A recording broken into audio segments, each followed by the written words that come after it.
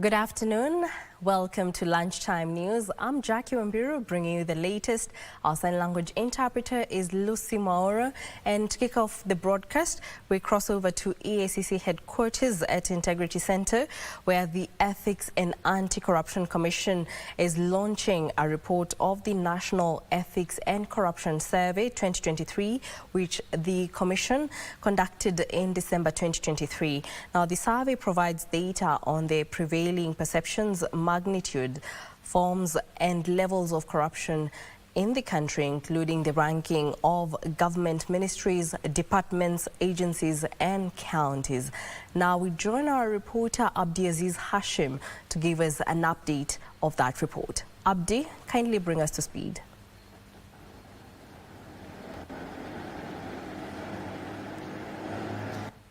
Good afternoon to you too, indeed. Jackie Wambiru coming to you live from the Integrity Center, where today the Ethics and Anti-Corruption Commission, EACC, has duly launched the National Ethics and Corruption Survey of 2023. Look on the war on graft last year, and of course this particular report will be informing the various ministries as well as county governments to conduct businesses and of course address the shortcomings in the fight against the war on graft. Now, some of the findings that have been made by this particular report, especially from the EACC side, is that Kenya, the most corrupt ministries are the Ministry of Interior, the Ministry of Health, the Ministry of Transport, Defense, Education and Lands, in that order. Also perceive that the most corrupt government departments or agencies are the National Police Service, the Immigration, which is the Register of Persons, which is the ID cards, Public Health, Department of Education, and the National Land Commission. Now, what the Commission has also found out, largest receivers of bribe within the counties include West Pokot and Nairobi. Now, Nairobi received the largest share of the bribe in the country at 54.45%. by West Pokot County at 13.8% and Uasin Gishu County at 3.6%.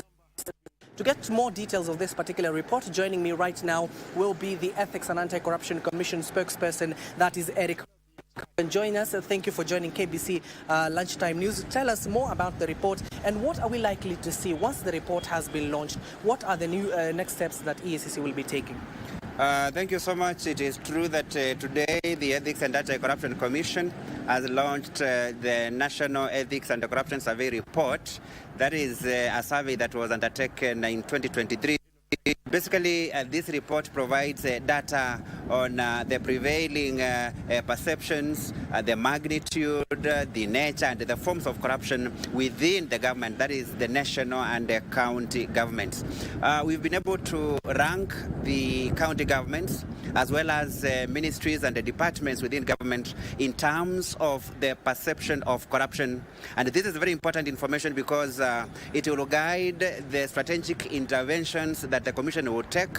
It will guide the areas where the Commission will direct more resources, including preventive measures that the Commission is going to take so that we can address that menace of corruption, which, as you say, it is found in some of the critical departments that are supposed to serve 190. For example, when we talk about the NTSA, that is a critical institution. And you notice that for NTSA, that is an institution that has heavily automated its systems, but notwithstanding high levels of corruption are reported. It shows us as EACC that it is not enough to automate systems. Automation is supposed to reduce cases of corruption and enhance accountability. If it is not accompanied and done in a manner that has integrity, if those systems are not manned by men and women of integrity, then such automation does not add value. There are other institutions that are key, such as immigration, very high levels of corruption reported there.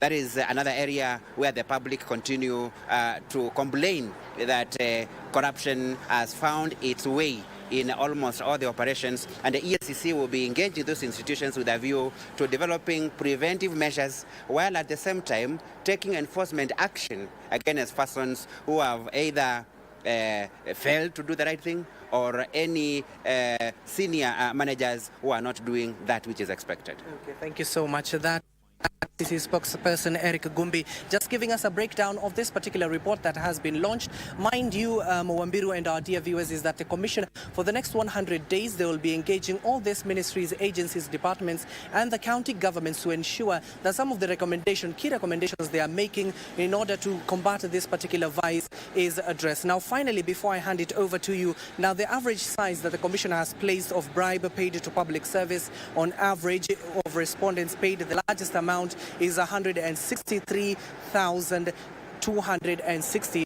to obtain services. Now, other were application for the passport, which even went to the highest 74,428, and then seeking police abstract placed at the amount of bribery that was given was that 20,300, and obtaining, as well as solving land conflicts. These are some of the issues that the Commission has raised, and of course they have called for public awareness and sensitization of this particular document, and of course they have made it public. But for now, and of course we'll digress and digest for you this particular report in our subsequent bulletins at 7 p.m. and 9 p.m. Back to you, Wambiru.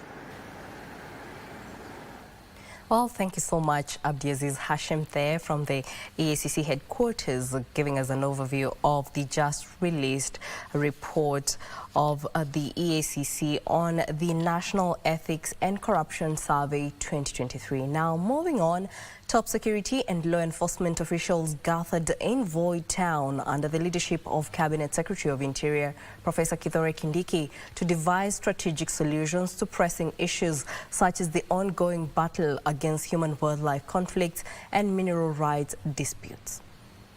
The commitment to provide necessary facilities for public service delivery was underscored, with the emphasis on the significance of fostering a conducive work environment.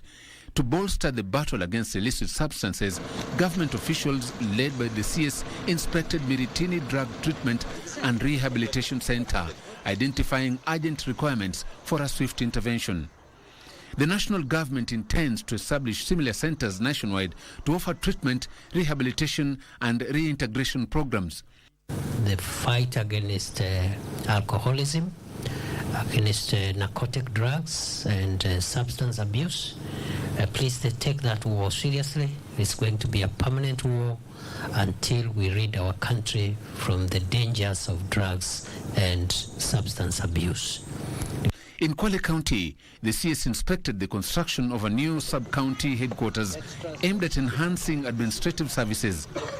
The 50 billion shilling project, financed by the Ministry of Interior and Kinango Constituency Development Fund, represented a significant advancement in enhancing access to public services. Residents of this place will be able to get services here and not travel far, because Kinango constituency is a very, very large constituency, and that was the basis of splitting the Kinango into two sub-counties.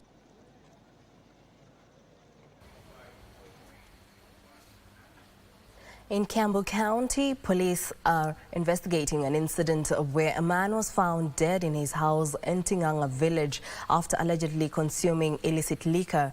Residents are calling on the government to step up the fight against illicit brews, drug and substance abuse, saying the incident is the fifth that has occurred in the area within one month.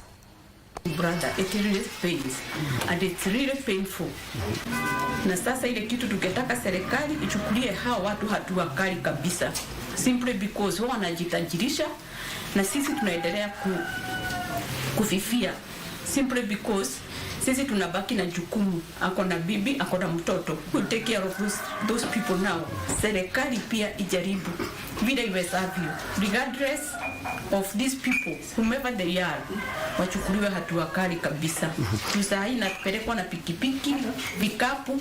Sasa hata kama ni kufunga ba, hiyo haisaidii sana.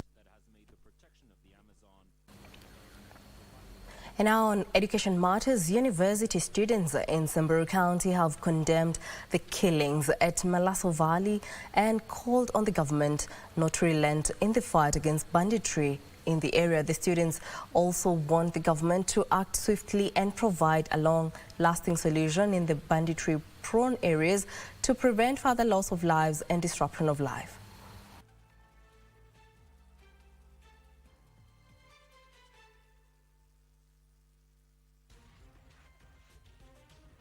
Mtoto hana peace, mtoto asomi, mtoto anakaa tu na stress, like anytime anaweza pokea simu ya kwamba mzazi yake ameenda, brother yake ameuliwa, everything. Hii kitu inatumiza sana sana sana sana, and I want to urge this, kindly help us. We implore you to prioritize the well-being of every Kenyan to ensure that no more lives are lost to senseless violence. Let us come together to forge a path towards a secure and harmonious future where every individual can drive without fear.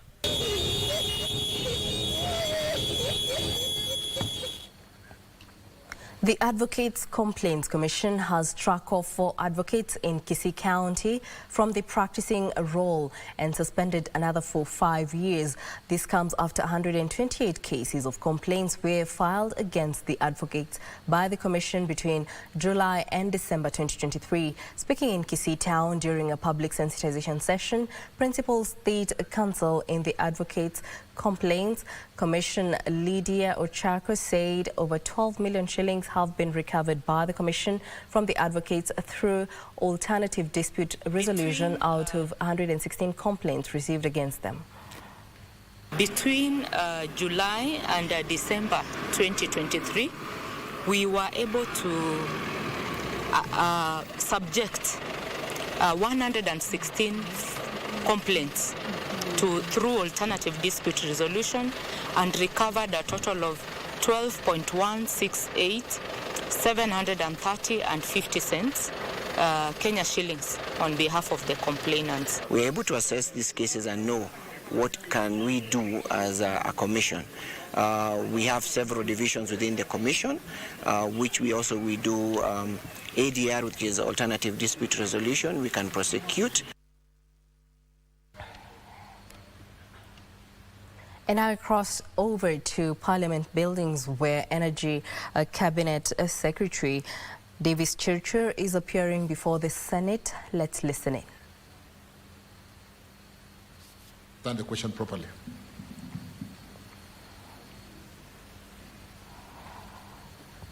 Honorable Speaker, I think you didn't get the question.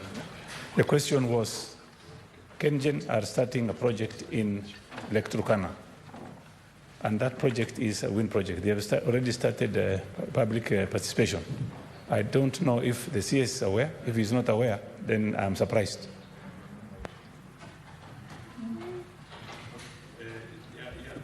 So your question is if the Minister is aware of public participation being done in Turkana? Honorable Speaker, I think I will defer that question. I will visit his office to explain better because of time. Thank you very much. Thank you, Waziri. I don't know if you want to mention anything on that.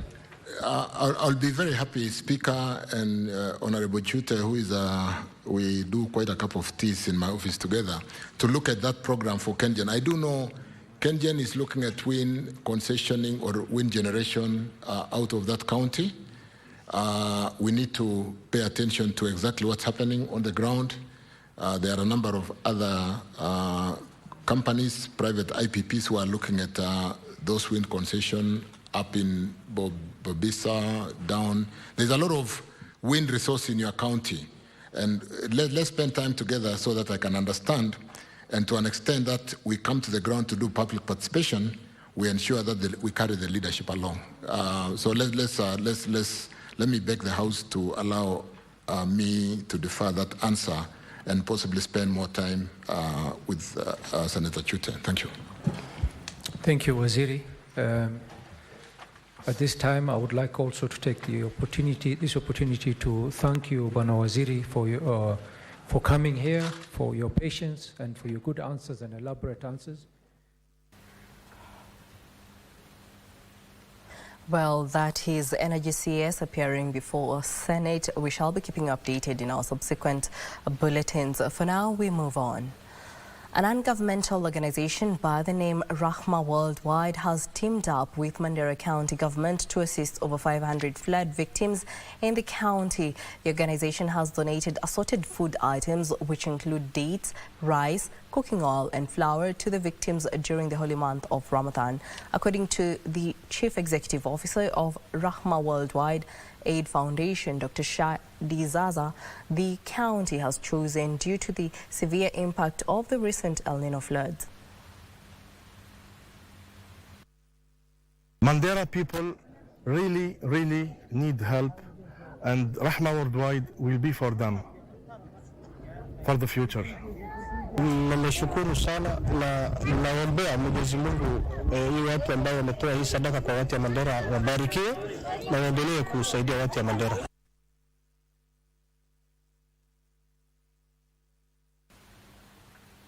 And in the political arena, members of Kiambu County Assembly have defended Governor Kimani Waimutangi's chicken rearing project and milk for ECD pupils initiative.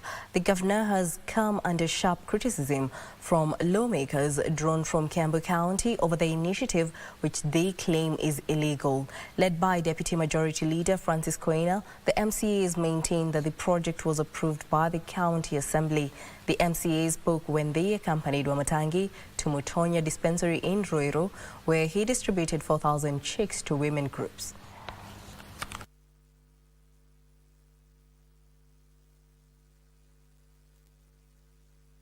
Gavana huyu Wamatangi alikuja na program ya kuku, akakuja na program ya mbolea, na akakuja na program ya uji ya watoto, na akakuja na program ya maziwa, na akakuja na program. Sisi kama MCA watu 86, sisi ndio tulipitisha hiyo pesa, hawa mama wapewe hizo vitu. Kwa ile miaka yote nimevote, mimi sijaiona gavana mwingine anafurahia kuwa na Wanjiko kwa crowd. Si ni kweli? Nani ashaiona gavana analeta kuku kwa crowd?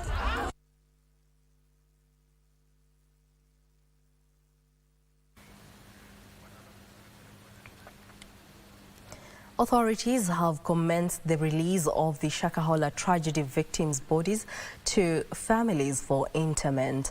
The bodies were identified through DNA tests before the families were given a go-ahead to collect them.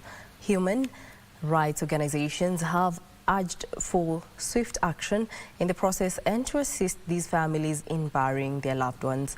They have called on Kenyans who suspect their loved ones may have been victims of the tragedy to come forward for DNA testing to identify their kin.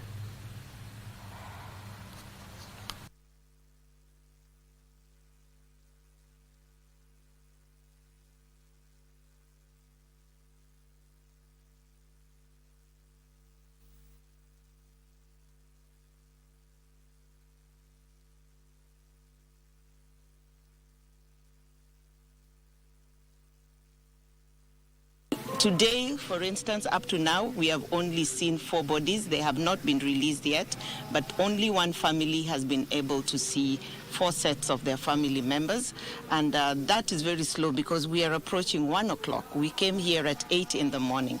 So if that's going to be the speed of releasing the bodies, I think we're going to be here for over a month to release 33 bodies. So I think we need to find a way of speeding up the process so that families are reunited with their bodies quickly and they're able to move. The government must find the resources to be able to support families, to be able to receive their bodies and to transport them. Many of these families come from 400 to 500 kilometers away.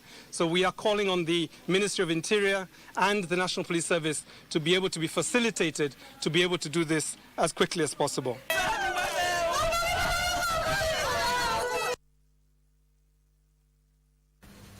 And on that note, we take a short break here on Lunchtime News. Don't go too far, we still have more news coming up.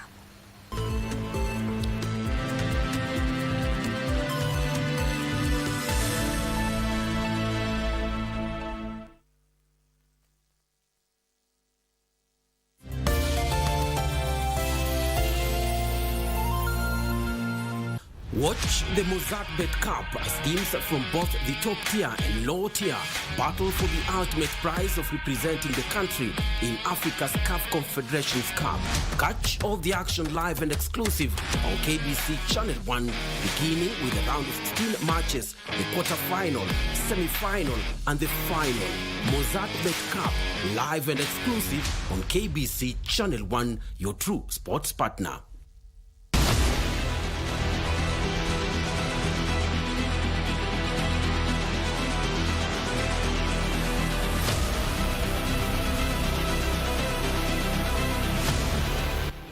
This is a very exciting moment, not just for Naivasha, not just for the county of Nakuru, but also for Kenya.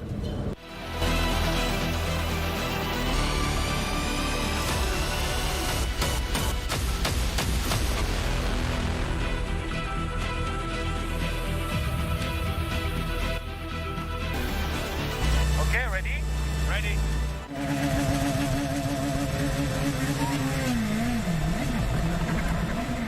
This thing is crazy. I mean, the sheer speed, you can hardly see the road. These guys are really professional. It's really something out of this world. Ask me whether I want to do this again? I'm not sure.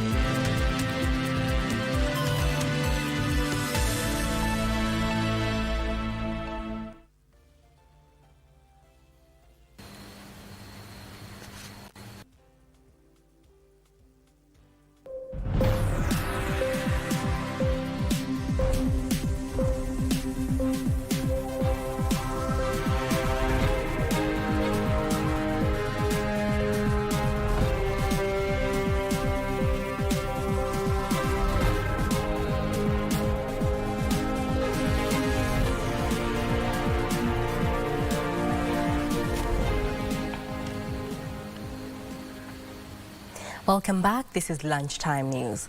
National Treasury Cabinet Secretary Professor Njuguna Ndung'u is calling on state agencies to properly coordinate their assets to help maximize returns and minimize losses to unlock the full potential of state investments. Despite the government's investment of 5.7 trillion shillings in state enterprises, the return on investment stands at a mere 0.13%.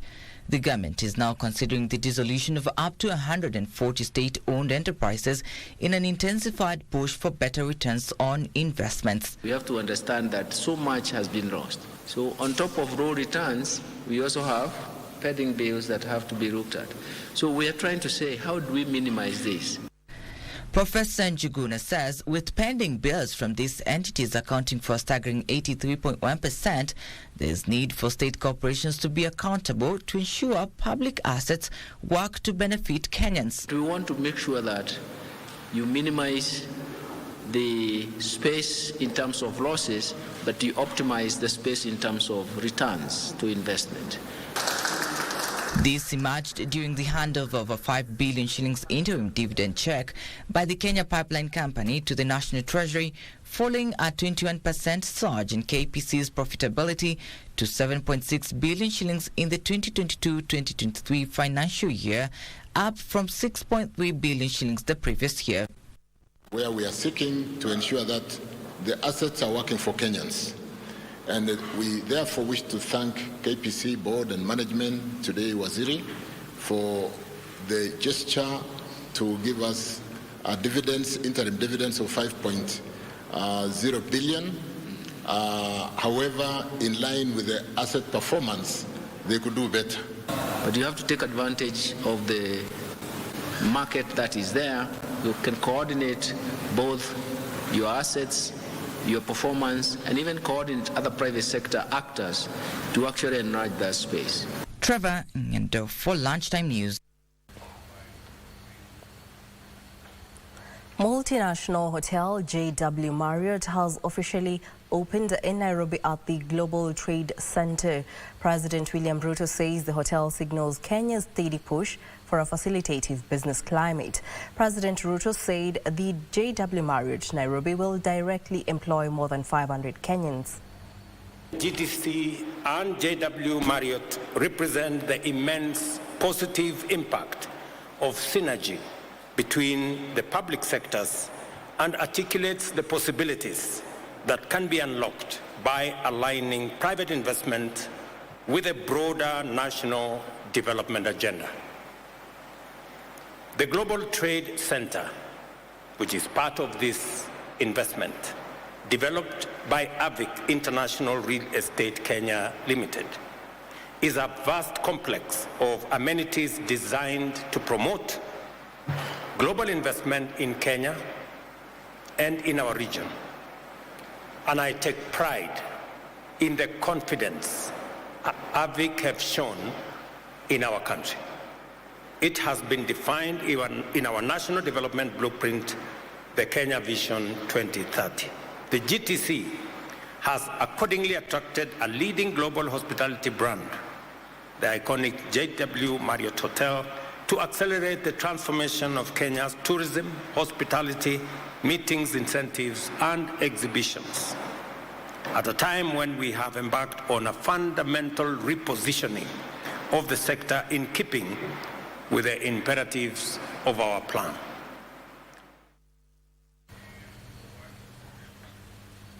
The Insurance Regulatory Authority is urging motorcycle riders, commonly referred to as boda boda, to demand and authenticate license documentation issued by insurance agents and brokers. The authority says there is a high prevalence of fake insurance stickers being issued by unscrupulous agents. IRA says it has rolled out a campaign to educate the consumer on how to verify insurance stickers and underwriters.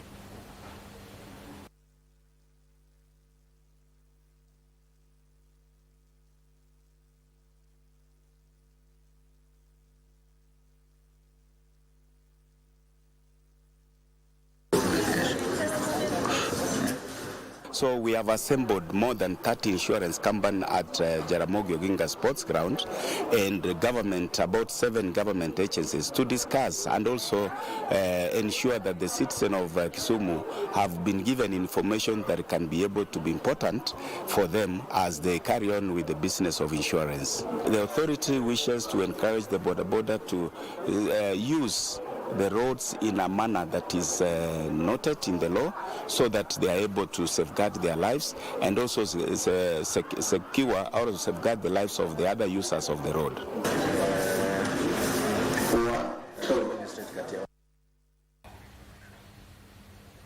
Family Bank post-tax profit jumped 13% to 2.5 billion in 2023 despite a spike in operating expenses. The bank says the 14% increase in the cost of operation was mainly driven by the high inflation and the weakening of the Kenyan shilling.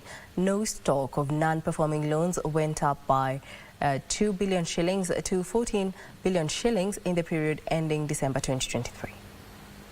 According to the bank's financial statement, loan loss provisions increased by 180% during the year.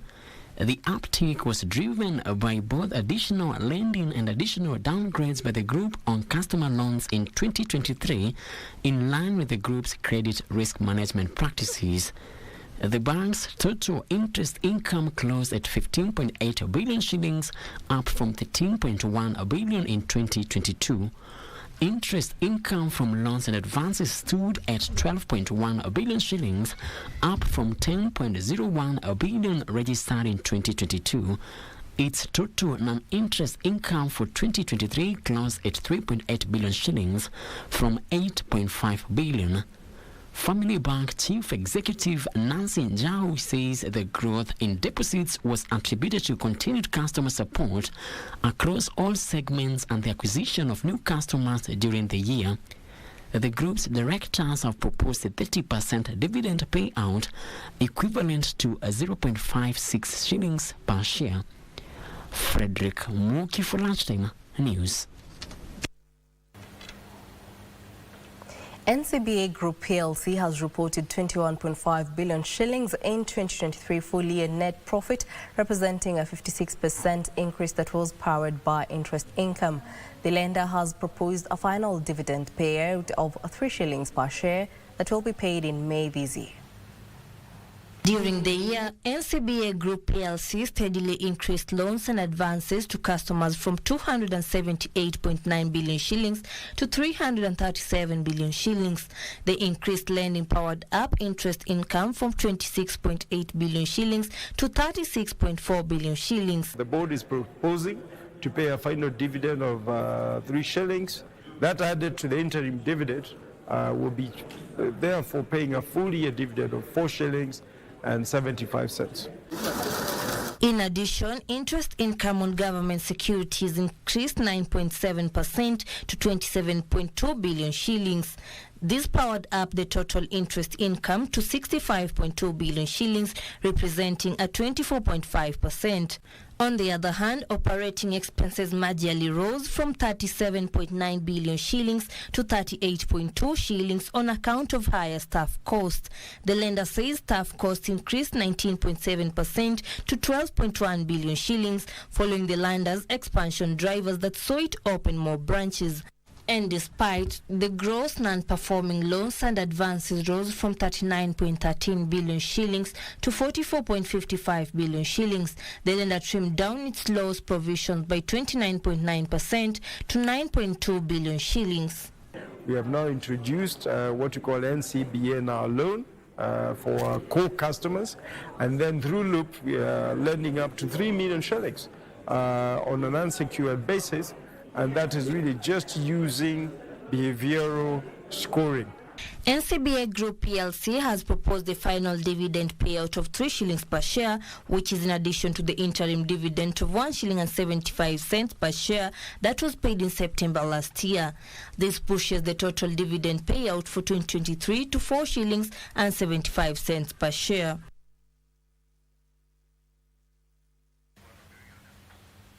And now I cross over to Bungoma County, where our reporter Irene Muchuma is currently interviewing the CS Tourism Alfred Mature, who's on a tour on various tourism destinations in the country. Let's listen in. Or Vihiga, or any of the countries in this region, so that any of the counties in this region, so that now people move clearly, knowing that they are coming specifically for tourism in this region. The same way Kenyans buy a ticket and they know they are going directly to Los Angeles, or they are going to Miami, or they are going to Paris, or they are going to Rome, or they are going to Milano. In the same way, we want people to get into their flights in London, knowing that their next stop is Nairobi, or Kisumu, or coming directly to Bungoma. And there are several things I'll talk to the governor about. For example, I'm here at the airstrip, and it's a beautiful and very long airstrip. The runway is just similar to what we have in Wilson Airport. But the problem is it is full of potholes. So we have to agree. Do you really want tourists? Tourists with money do not want to land in Nairobi and then drive for 6 hours here or 4 hours here. They want to fly. We want to get local flights, even if it's charter flights, to fly here. That means we make sure that the fence is intact and that the runway is fixed, and tourists will come. Build it and they will come.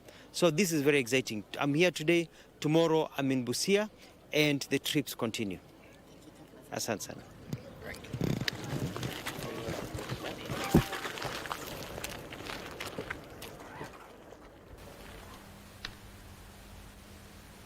Well, that is CS Tourism Alfred Matua, who's on a tour across the country on various tourism destinations. Now we shall be bringing you up to speed in our subsequent bulletins. For now, we move on. Equity Group says its 2023 full year net profit decreased by 5% to 43.7 billion shillings on account of higher loan loss provision. The lender steadily increased loan loss provision by 139% to 32.8 billion shillings. Equity Group has proposed a dividend payout of 4 shillings per share.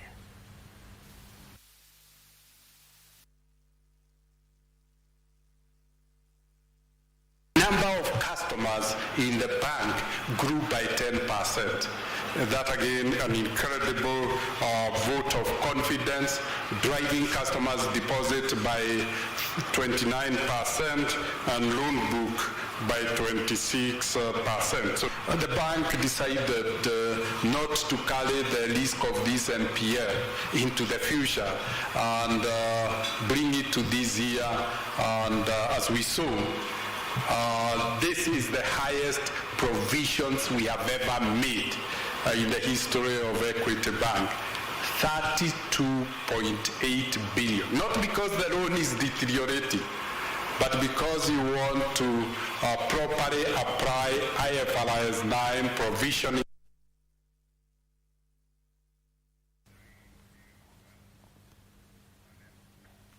Old Mutual Holdings has bounced back to profitability, posting a 2023 full-year net profit of 201 million shillings, an improvement from a net loss of 1.9 billion shillings the company announced the previous year. The profit was mainly driven by reduced net expense from reinsurance contract that halved from 3.6 billion shillings to 1.8 billion shillings. Despite bouncing back to profitability, Old Mutual Holdings has not recommended any dividend payout.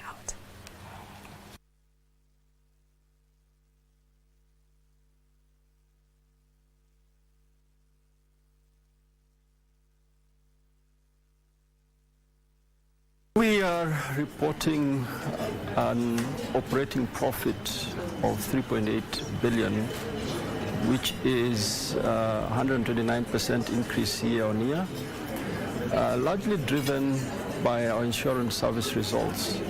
A focus on growing our top line profitably.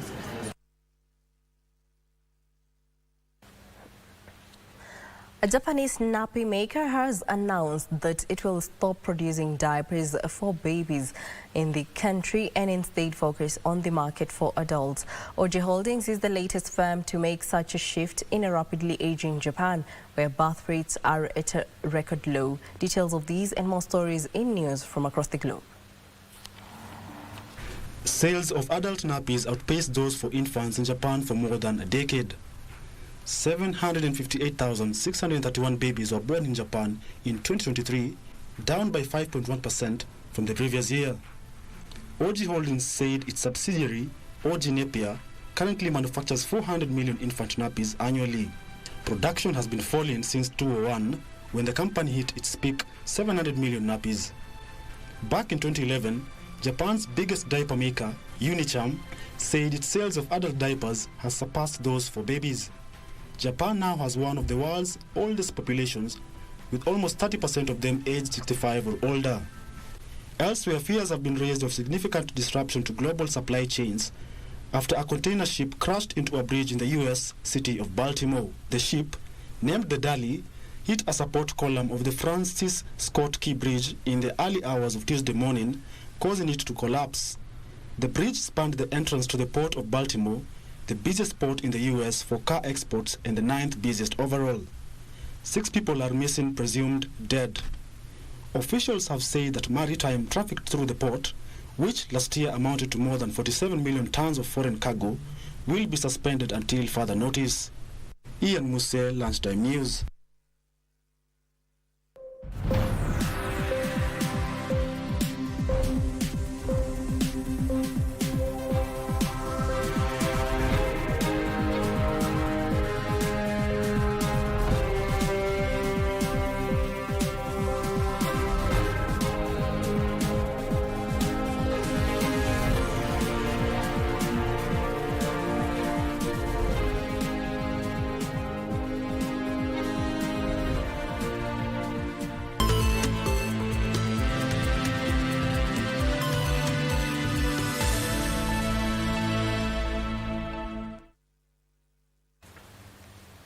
In other news, students from underprivileged families in Laikipia West constituency have benefited from over 45 million shillings in bursaries.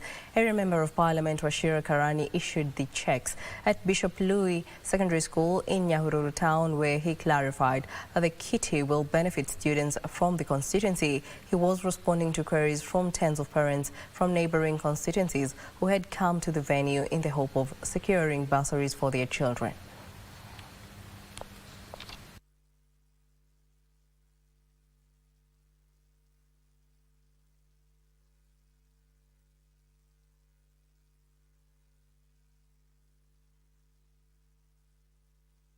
Kama wazazi tumekuwa tuking'ang'ana sana kuwalipia watoto wetu shule, lakini kwa siku ya leo tumeona vile Mungu amemtumia mheshimiwa wetu, ameweza kulipia kila mtoto 3,000. Wengine wamekosa, wasikuwe wamekuwa na hasira. Hawa wenyewe watulize, wakati mwingine watapewa. Wapasari tungesema tuongezewe kutoka 3,000 tupewe 5,000.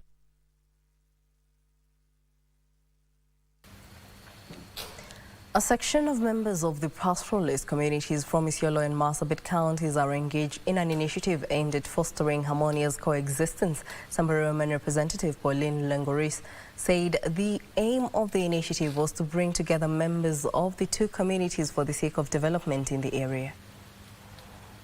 The peace caravan that was organized by Strategies for Northern Development (SND) with support from the Scottish Government through Oxfam was aimed at bringing together warring communities living along the common border of Samburu and Marsabit counties. Samburu Woman Representative Pauline Lengoris said time has come when communities must embrace each other for the sake of development. Na tumezungumza mambo ambayo yanahusu amani kwa sababu tumepata shida kubwa kupitana na ukosefu wa amani. Vijana wetu wengi wamepoteza maisha yao, pia tumepoteza mali, tumepoteza wakati mwingi wa kufanya maendeleo, kufanya mambo ya wizi, na kulingana na maongeo pia kutoka vijana tumeona hii mambo itakuja kuisha. Sisi kama viongozi tuko na matumaini kwamba kutokana na maongeo yao kwamba wameona mambo ya wizi ya ng'ombe na mifugo ni mambo ambayo yamepitwa na wakati. The organizers of the caravan say that the move was aimed at providing a platform where people from the two communities will interact with one another and take part in the peace building initiative, and in the process to get rid of the hatred and animosity towards each other. Whitney Nakusa for Lunchtime News.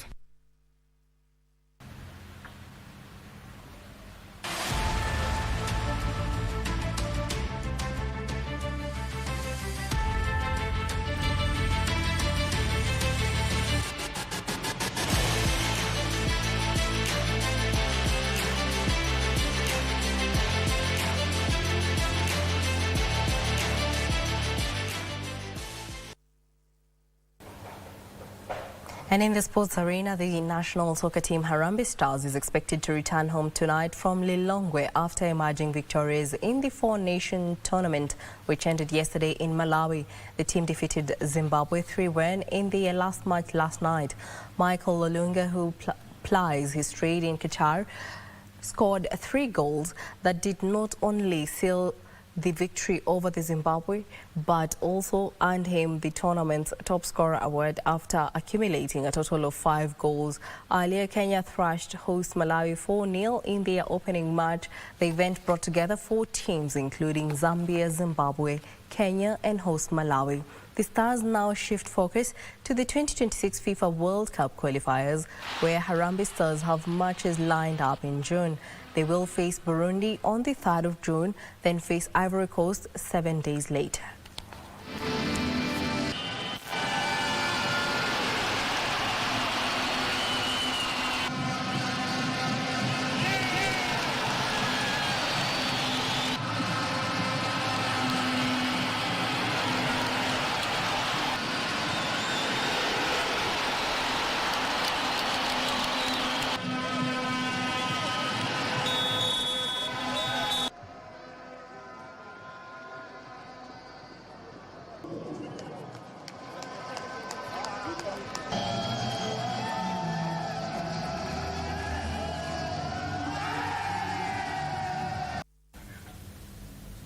Top seed Carlos Alcaraz reached the Miami Open quarterfinals after beating Italy's Lorenzo Musetti by straight sets. Alcaraz won 6-3, 6-3 and will play Poland's Hubert Hurkacz or Bulgarian Grigor Dimitrov in the quarterfinals. Alcaraz could become the first player since Roger Federer in 2017 to win the Indian Wells and Miami titles in the same season. Meanwhile, Australian Open champion Jannik Sinner and Russian Daniil Medvedev both also progressed with straight set victories. Italy's Sinner won 6-4, 6-3 against Christopher O'Connell, while Medvedev defeated Dominic Koepfer 7-6, 6-0.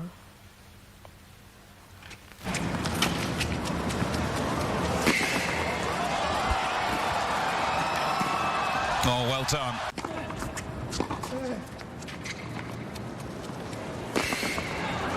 So fast.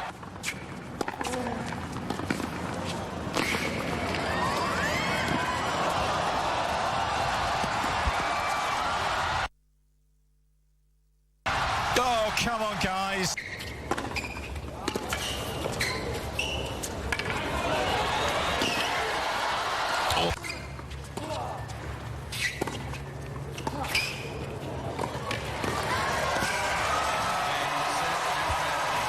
Sinner marches on in Miami. 2 sets to love. 6-4, 6-3. More than 30 players will represent Kiambu County at the Kenya National Youth Chess Championship to be held from the 6th to 9th of April at Mangu High School. The players were selected during the Kiambu Regional Chess Championship qualifiers that attracted more than 100 players. All the players that will compete at the Nationals will be fighting for the few available slots to represent the country at the Africa Youth Chess Championship set for Johannesburg, South Africa in July this year.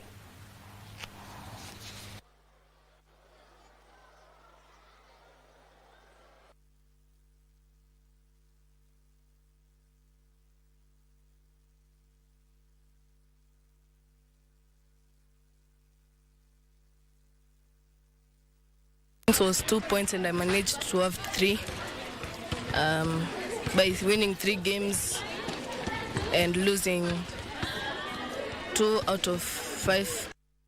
And I'm proud of myself qualifying to the next level. Definitely, Sheila I was playing with, she's very good at chess, but all in all, I beat her. So it's all about the concentration and the pieces. It doesn't matter the piece you move, as long as you have a plan. We'll be heading to the national event at Mangu High School from 5th to 9th of April 2024. From there, the selected players will head to Johannesburg, South Africa in July for the Africa Youth Chess Championship. The 24-nation Euro 2024 lineup was finalized last night with Poland, Ukraine and Georgia grabbing the remaining 3 slots after winning their playoff matches last night. The Euro 2024 will be played in 10 German cities from between 14th June and 14th July.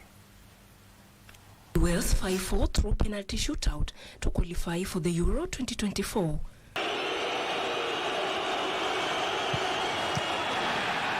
And it goes in. Davis. After the sides could not be separated in a tense 0-0 draw, Leeds winger Dan James was the only player to fail to score in the shootout.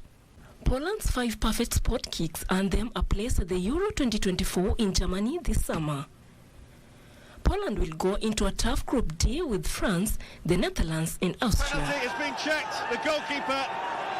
Meanwhile, Ukraine came from behind to beat Iceland in a playoff to qualify for the Euro 2024 last night.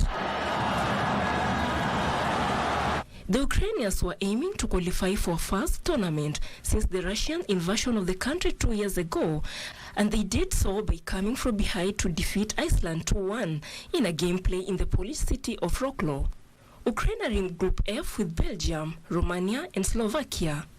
Georgia made history by winning through to a major international tournament for the first time since the country gained independence from the Soviet Union in 1991. They beat Greece 4-2 on penalties after a 0-0 draw at the end of extra time in Tbilisi.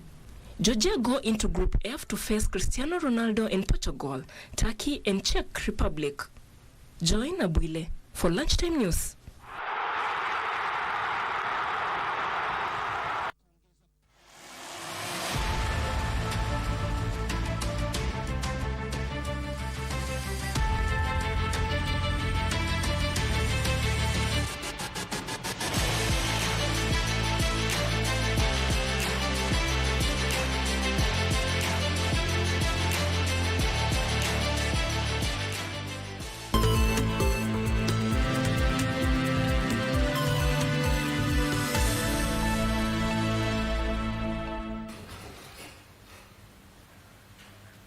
Well, thank you so much for staying tuned here on Lunchtime News. That brings us to the end of our bulletin this afternoon. For more news, check out our website at kbc.co.ke. My name is Jackie Wambiru. Our sign language interpreter is Lucy Maura. And as we come to a close, I leave you to view this interview done by my counterpart, Marie Yambo, where the treatment of cancer has evolved over the years, aided by technological advancements. However, there remains skill gaps among medical doctors to ensure patients receive restorative treatment. Now, Marie had a chance to talk to two doctors, Dr. Sivaram Ganesomoni and Dr. Gopinathan M. from the MGM Cancer Center in India, who visited the country on a fact-finding mission on some of the gaps and opportunities to share in the latest expertise in cancer treatment. Dr. Sivaram began by explaining some of these gaps. Let's have a look. Enjoy the rest of the afternoon. Everybody has equal access to healthcare, and the quality of access to healthcare also differs between countries, between community, between areas, widely. So how can we do better? So community participation is what I would say as the first way, creating a lot of awareness and take away the stigma and fear of cancer so that they reach out and ask for, voluntarily come forward and ask for health care and reaching the right doctor, creating a referral system in a healthy manner. Anything in an early stage is eminently curable. It is like putting out fire. Once the building is already burnt down, there is no point in trying to put out a fire. Most people who die of cancer, they don't just die of cancer, they die of their associated diseases. A 60-year-old lady with cancer is also likely to be a diabetic, hypertensive, with some cardiac ailment, some liver dysfunction, and chemotherapy and other treatment will further worsen that. Very simple. Let's take a small example of breast cancer. In the West, there are a lot of people who want to have breast enhancement, even as a pure cosmetic procedure. So that's been a lot of tweaking around going on in the West. So now employing the same principle, there are only two. There are two breasts. They both need to be symmetrical. So mastectomy, that is what it does. It takes away one breast, so creates a lot of asymmetry and imbalance. A lady treated at age 40, she survives till age 80. She's going to feel that loss for the rest of her life. So this is what we want to avoid. The breast is a fatty organ. So there is a lot of fat available in the body, which you can replace. Right. If you have to remove it in toto, you can still bring in tissue from the abdomen, free tissue transfer, and put it back so that the shape, size, and even the feel and sensation are all normal. And the scars, conventionally, earlier we used to put it vertically on a visible area. Now we just say, keep it out of sight. So the word was actually coined way back when penicillin was invented. That was called chemotherapy then, right? Malarial treatment, that is chemotherapy. Anything that you use a chemical is chemotherapy. So let's take away the fear and stigma of the word. Insulin resistance comes due to increased carbohydrate in diet, and sugars in any form are going to be increasing your cancer risk, yes. So we need to have them in moderation. So how carbohydrates can trigger cancer is if you are taking more carbohydrate load, your body's insulin levels are going to be high, and insulin resistance is going to be there. Insulin is something that causes growth factor. It's a positive growth factor, and a lot of cancers are driven by this insulin-like stimulus. And furthermore, it's very interesting to know that cancer cells can survive only on glucose. They cannot survive on fats. Whereas the human body is like a hybrid mechanism. It can survive on fat or it can survive on glucose also. No other mammalian species drinks milk from another species, not from another mother even. And no mammal takes milk as an adult after growing teeth. So man violates these fundamental principles. And milk has a lot of, again, peptides and proteins in them. So not just cancer, a lot of this autoimmune disorders could be, and some GI diseases could be milk-based. So moving to a plant-based milk improves the health for many people. This is again not been actually proven or implicated, but it could potentially be a reason. Now, any amount of meat, more than 150 grams per week, say give an allowance and give it to 200 grams per week, more than that consumption is going to be increasing the cancer risk. We know that one of the prime reasons for having cancer, apart from tobacco and alcohol and other infective process, is lack of good physical routine. Adults need to have 300 minutes of moderate intensity aerobic activity per week. Be open to the possibility of screening, because the single most positive way that you have to in this fight against cancer is to screen yourself against possible diseases.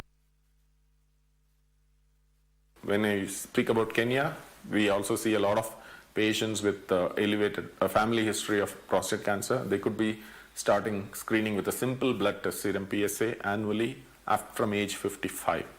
And women should have cervical cancer vaccine if possible, as before being sexually active, or if not, they should be on a regular pap smear and DNA-based screening tests are available annually. Those can be done. And colorectal cancer, again, limiting the amount of red meat. Never fear. So if you fear kills kills you more than cancer.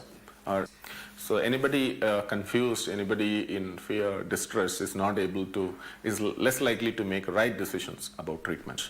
Seek and learn about the disease in hand and participate in the treatment decision making at a very early stage. Just because you got cancer, don't stop working out. If you are an outdoor person, do continue all your routine activities. Don't become a patient. Don't be bedbound, because that is going to further decrease your prospects of getting better. And smile, because all smiles, I've seen in general, when you look at, often we want to see the patient. We don't just assess the health, but also the emotional or the mental health, which I think is very important, very vital. We talk about 3 healths which need to be optimized: the physical health, the mental health, and also the economic health. That is where the family comes in. Yeah. You should not be strained for resources for doing the right things. I'm Dr. Gopinathan, consultant hematologist, practicing at MGM Healthcare and Cancer Institute, Chennai. I specialize in treatment of blood disorders, blood cancers, and bone marrow transplants. So mainly if we talk about cancerous problems, they all come from your white blood cells. Because it is interesting to note that these white blood cells have something called nucleus. And nucleus contains your genetic material, that is DNA, and which is prone to error and mutation. So all kind of blood cancers, most of the blood cancers occur from your white blood cells. So we have various types, something called as acute leukemias, which are called as ALL and AML, and we have lymphomas coming next to it, and then the last comes your multiple myeloma. Apart from that, there are various other rare type of cancers like LCH and all this, okay, but majority of the cancers are these. Aggressive blood cancers are dangerous, of which topmost which comes in children are acute lymphoblastic leukemia, and second is acute myeloid leukemia. So they are most aggressive ones. And next comes your high-grade lymphomas, which are like your lymphoblastic lymphomas, Burkitt's lymphomas, DLBCL. So they are all high-grade lymphomas. Once upon a time, if a disease relapses, it is a death sentence for the patient. But now, for those patients who have even relapsed, we do something called as salvage chemotherapy. That means we try to get that disease into control and then perform a bone marrow transplant. So that is the current advancement. And moving again away from stem cell transplant, we have something called as CAR T cell therapy and gene therapy. So CAR T cell is nothing but your own body's immune cells. They are your T cells. Okay, they are collected and they are processed and they are made to fight against your own cancer cells. So basically in our body we have cancer cells and we have something called as immune cells. Immune cells are your T lymphocytes. Now what happens when a cancer forms, blood cancer forms, the cancer cell cheats the immune cell. It tries to escape from it, like how a child gets away from the mother and goes to hide inside your room. The same way the cancer cells cheat the T lymphocytes and then escape and hide. Now what we do is we take out those T cells and artificially engineer them to make it more vigorous and active against the cancer cell. So the same person's cell can be made tricky to attack the cancer cell. So in that way, you don't need to depend upon a different donor. You don't need, a high-dose chemotherapy and all that, like we typically perform for stem cell transplant. And the same T cell can be put into the same patient. Transplant is nothing but your own stem cells in case of autologous transplant, or a different person's stem cell in allogenic transplant. And then we do a chemotherapy, high-dose chemotherapy, in order to fully destroy your disease or your bone marrow cells, native bone marrow cells. And then we put the stem cells in to get the proper function what we need from it. The success rates comes with the type of cancers we perform. So if you're performing bone marrow transplant for a good biology AML, that is a good risk of AML or intermediate risk of AML, then the success rates are really good. But whereas when you're performing it for a high risk AML, then the success rate we keep it around 30%. Whereas if you're really performing it for a good biology or with an intermediate risk blood cancer, the success rates are as high as 80%. And autologous stem cell transplants these days are having even more higher success rates, close to 90%. And those bone marrow transplants performed for non-cancerous blood disorders like thalassemia, sickle cell anemias. Having said, if you're performing it at an early stage, the success rates are nearly close to 90%. So this is one catch here. Per se, with regards to other cancers like breast cancer, stomach cancer, colon cancer, diet doesn't play a major role in blood cancer. It is only to do with your genetics. So that is a specialty about blood cancer. So it means somebody's DNA has got damaged. So now we try to repair it either by simple medicines, which is chemotherapy or targeted therapy, or in case if the genetic damage is going out of hand, that means you have to replace that person's blood with a different donor's blood. So people will start feeling extremely tired, weak, they don't feel like working. Children, they don't feel like playing. They are not interested in their surroundings. So that is gone. Second, you have WBCs. As I said, WBCs fight against infections. So they are easily prone to infections. So they come with long-standing fevers. Suppose coughing or sneezing near a blood cancer patient will also make them vulnerable to infections. And third is they lose platelets. So when they don't have platelets, automatically they start bleeding. There is no need to worry about blood cancer. Keep yourselves well checked. Perform your annual master health check on time. And consult a hematologist in case if you find some variations immediately.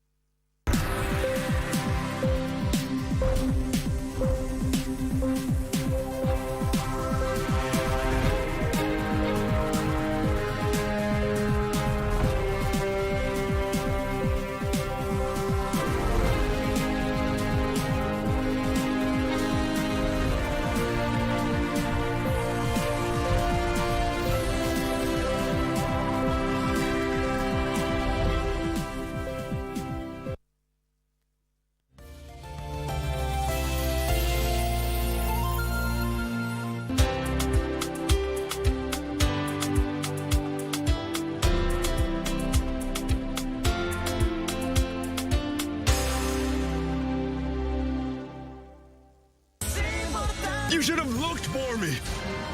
Why didn't you look for me? Why would I? Was it because you found out that there had been something between Marcelo and my mother? Do you really think your mother would be capable of doing that? He knows about you. And you know him already. He's the man who came looking for me the other night and refused to leave his name. No. Please come to Ligia's apartment right away, sir. Why? She's dead.